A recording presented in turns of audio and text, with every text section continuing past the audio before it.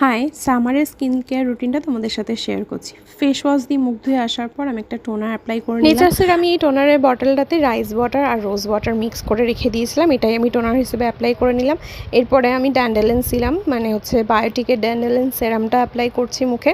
তো সিরামটা অ্যাপ্লাই করে নিয়ে কিছুক্ষণ আমি মুখে ম্যাসাজ করে নিলাম, এটাকে পুরো অ্যাবজর্ব হয়ে যেতে দেবো ম্যাসাজ করে করে। তারপরে আমি নিয়ে নিলাম খাদির টার্মারিক অ্যালোভেরা জেল। তো সামারের সময় আমি এখন এটাই ময়শ্চারাইজার হিসেবে ইউজ করছি। তো এটাকে ভালো করে মুখে ম্যাসাজ করে নেব।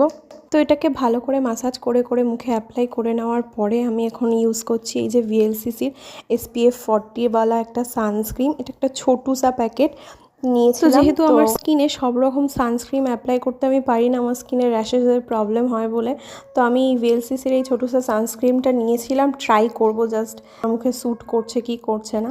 তো এটার প্রাইস পড়েছে 49। তো চলো টাটা।